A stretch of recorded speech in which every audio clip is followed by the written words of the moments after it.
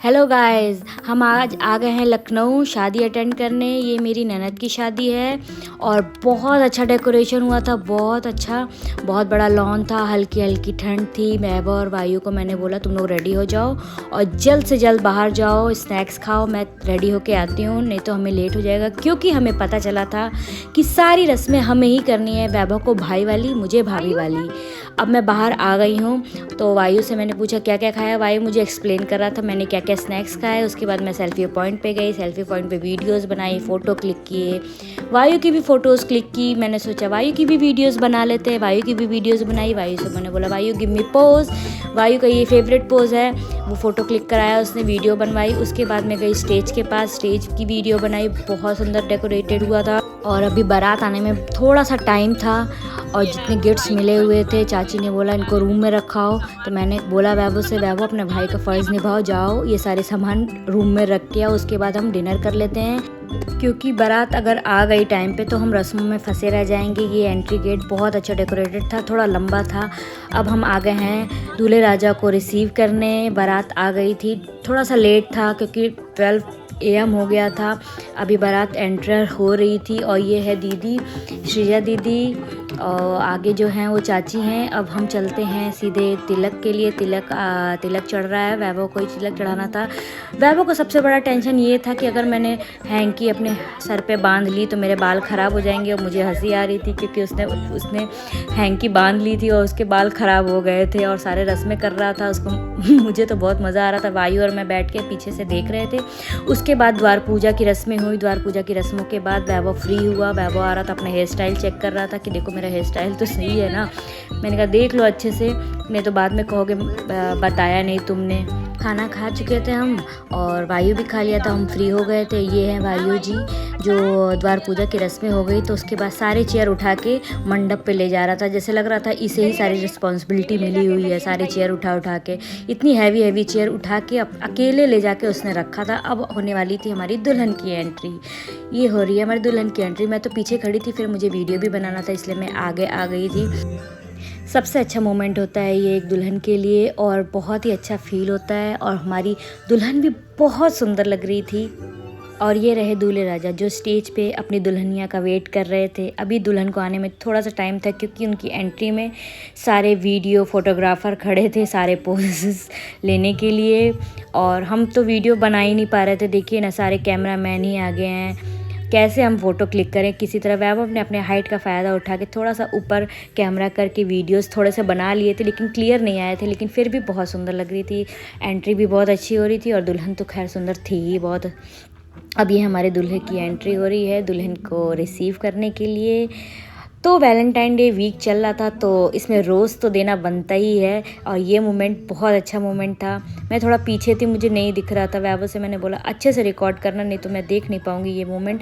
और वायु मेरे गोद में आ गया क्योंकि बहुत ज़्यादा लेट हो गया था, 2 बज गए थे रात के और जयमाल होने वाला था। वायु को नींद भी आ रही थी, वायु पोज भी नहीं दे रहा था। मुझे लगा फ़ोटो क्लिक हो रहा है, ये वीडियो था। अब होने वाला है जयमाल जिसका हम सभी इंतज़ार कर रहे थे बेसब्री से। तो चलिए आइए देखते हैं जयमाल कैसा रहा।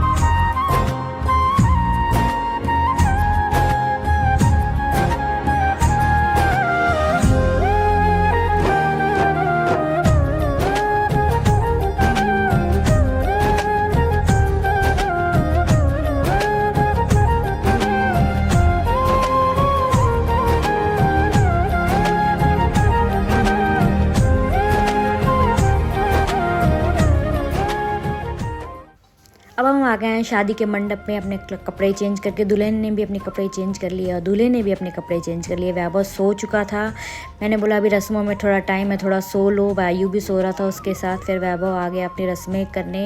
ये हो रही हैं कन्यादान की रस्में।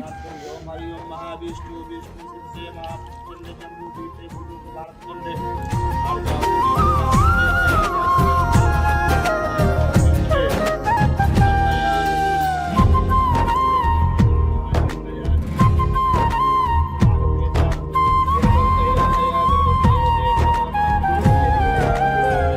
कन्यादान की रस्म हो गई, वैभव आके बैठ गया, उसे नींद आ रही थी, आंखें उसकी चढ़ी चढ़ी लग रही थी। दीदी को भी मुझे लग रहा है नींद आ रही थी, मुझे नहीं नींद आ रही थी, मैं एंजॉय कर रही थी शादी।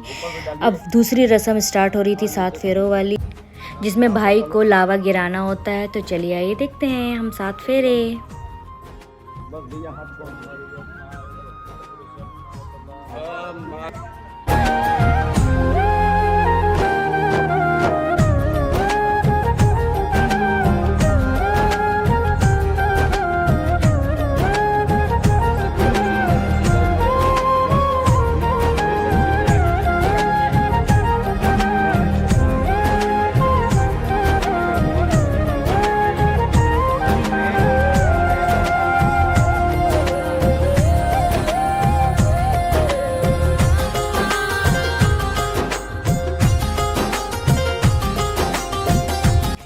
अब आ गई मेरी बारी सारी रस्में निभाने की।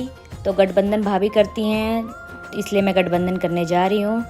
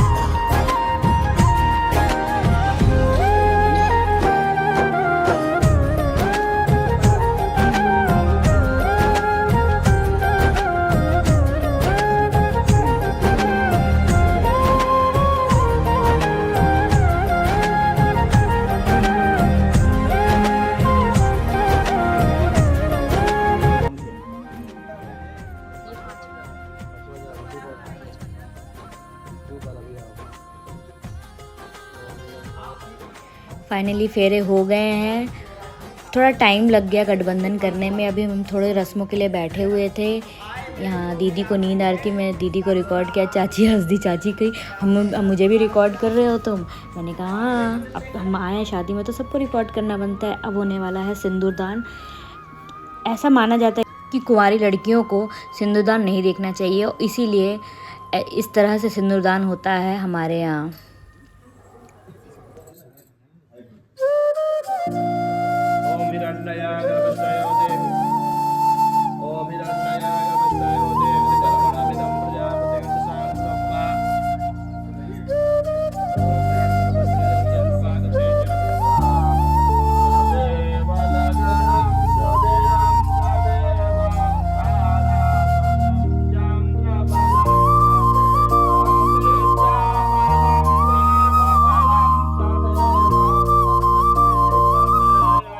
हमारे साइड में पीला सिंदूर लगाया जाता है और वो भी नाक से। ये पोज दे रहे हैं दूल्हे राजा क्योंकि कवर हुआ था तो उसमें फ़ोटो क्लिक नहीं हो पाई थी, इसलिए। अब मुझे एक और रस्म करनी थी, जो कि शादी होने के बाद दुल्हन की भाभी को सारी ज्वेलरी पहनानी होती है दुल्हन को। तो बिच्छू से स्टार्ट करते हैं हम पहनाना। बिछुआ, पायल, कंगन, मांग टीका, नथिया, ईयरिंग। सारी रस्मों के बाद थोड़ा पोज भी देना बनता है, तो फ़ोटो क्लिक कराने के लिए पोज भी दे रही थी मैं। और थोड़ी सी मेरी दीदी भी हेल्प कर रही थी इसमें, कि अकेले मैं इतनी ज्वेलरी नहीं पहना पाती। तो मैंने कहा लाओ अपना फ़ोटो क्लिक करा लेती। फ़ोटो भी क्लिक हो गई थी। ज्वेलरी पहनाते पहनाते थोड़ा सा हम बातें भी कर रहे थे, थोड़ा सा उसको नॉर्मल कर रहे थे, क्योंकि उसे बहुत रोना आ रहा था। इमोशनल मोमेंट तो ये होता ही है, इमोशनल हो रही थी वो, और बहुत लाडली और छोटी है ना, तो इसलिए उसको बहुत रोना आ रहा था। हमें भी थोड़ा सा रोना आ रहा था, लेकिन हम रो नहीं रहे थे, उसको पैम्पर कर रहे थे। और मैं चाची से पूछ रही थी और भी मुझे कोई रस्में करनी है, तो उन्होंने बोला नहीं, सारी रस्में हो गई हैं। फाइनली शादी हो गई। थोड़ी देर में हम भी निकलेंगे, विदाई होने वाली है। विदाई होके फिर हम जाके सोएंगे। मैं वैभव तो सोया भी है 1 घंटा, मेरे पास प्रूफ है। मैं 1 भी मिनट नहीं सोई हूँ तो मैं सोऊंगी। मुझे बहुत तेज लगी है भूख, तो अभी नाश्ता करेंगे, निकलेंगे, चलेंगे, सो जाएंगे। लेकिन 1 सेकंड, लखनऊ आए हुए थे शादी में और हमारी बुकिंग थी कंट्री इन में आज की 13 फेब। और कल रात में ही हमें पता चला था कि हमें यहाँ आना है मॉर्निंग में। और सुबह हमने 9:30 पे कॉल किया था कि हमारी बुकिंग है, और उन्होंने बोला कि हमारे पास कोई ऑनलाइन रिकॉर्ड नहीं है, तो आप बता दीजिए किस साइट से बुक किया। हमने booking.com से बुक किया था। उन्होंने उसमें बोला कि ठीक है आप आ जाइए, आपको रूम मिल जाएगा। हमने शादी अटेंड की, विदाई के बाद हम आ गए यहाँ पे। और फिर जब मैनेजर से पूछा तो उन्होंने बोला कि नहीं, सोल्ड आउट हो गया है। जबकि हमने 2 बार कंफर्मेशन लिया, उसके बाद भी बोल रहे हैं कि सोल्ड आउट हो गया है, यहाँ पे कोई रूम अवेलेबल नहीं है और हम आपको रूम नहीं दे सकते हैं। तो हमने बोला ठीक है, फिर आपका रिव्यू हम डाल देते हैं, आप ये हमें वीडियो पे बोल दीजिए। तो उसने हमें धमकी दी कि आप ऐसे वीडियो नहीं बना सकते हमारे साथ। हाँ, आप ये अलाउ नहीं है, आप कहीं भी अपलोड नहीं कर सकते। इस मैनेजर का बिहेवियर बहुत रूड हो गया था। हमने बोला कि हम कहीं भी कंप्लेन कर सकते, तो बोला कि आप जो करना है कर लो, हम हमारा कुछ नहीं बिगाड़ सकते हैं। तो मेरा आपसे निवेदन है आप सभी से कि कंट्री इन में प्लीज़ मत जाइए, क्योंकि इसने बुकिंग कंफर्मेशन देने के बाद भी हमें रूम नहीं दिया और बोलता है कि पेमेंट नहीं हुई है। भाई अब हम आए तभी तो पेमेंट करेंगे, इसीलिए तो ये ऑप्शन होता है कि आप आएंगे तभी हम पेमेंट करेंगे। ठीक है, हम मानते हैं हमारी गलती हो सकती है, लेकिन अब जब हम मॉर्निंग में हमको कॉल कर रहे हैं उसके बाद भी आप यही बोला कि आप आ जाइए, आपको रूम मिल जाएगा, तो ये आपको कंफर्मेशन नहीं देने चाहिए थी जब आपके पास रूम नहीं थी। हमारे साथ एक छोटा बच्चा भी है, हम शादी में रात भर जगे हुए हैं, अब हम रूम ढूंढ रहे हैं। क्या फ़ायदा ऐसे booking.com से बुक करने का, जब इनको रिस्पांस उनको ही देना है जो उनको ज़्यादा पैसे देंगे।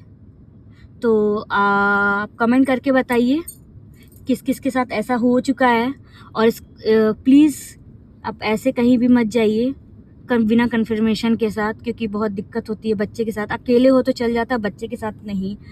अभी मैं यहाँ पार्किंग में मैं वेट कर रही हूँ। और ये जो कंट्री इन होटल है, ये गोमती नगर वाले में हमारे साथ हुआ है ऐसा। अब हम दूसरा होटल सर्च करते देखते हैं हमें मिलता है कि नहीं रूम, लेकिन मेरे रिव्यू के अकॉर्डिंग आपको नहीं आना चाहिए इस होटल में। बहुत ही बेकार है, इनके पास ऑनलाइन रिकॉर्ड नहीं है। सारा डेटा इन्होंने रजिस्टर कर रखा है। तो कैसे इनको पता चलेगा, कैसे हमें पता चलेगा कि क्या ये सच बोल रहे हैं या झूठ बोल रहे हैं। और जब हमने दूसरे होटल में बुकिंग की तब हमें पता चला ये वैलेंटाइन डे वीक चल रहा है, और इन्होंने वैलेंटाइन डे की वजह से दूसरों को ज़्यादा अमाउंट में रूम्स दे दिए हैं। और जब हम वहाँ पहुँचे थे तो हमें ये पता चल गया था एक रूम खाली भी हो गया था, उसके बाद भी उसने हमें वो रूम नहीं दिया, क्योंकि हमारे कम अमाउंट पे बुकिंग हुई थी और उससे ज़्यादा अमाउंट मिल रहे थे सारे रूम्स के।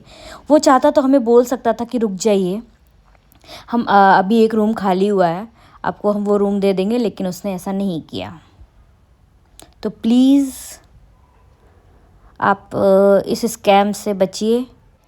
इसीलिए मैंने ये वीडियो बनवाया है, जिससे आप लोग अवेयर हो जाएं ऐसे स्कैम से। अगर आपको ये वीडियो अच्छी लगी हो तो please like, share and subscribe to my channel. और ऐसी इन्फॉर्मेशन मैं आपको देती रहूँगी जो मैं फेस करूँगी। बाय बाय, मिलते हैं नेक्स्ट व्लॉग में।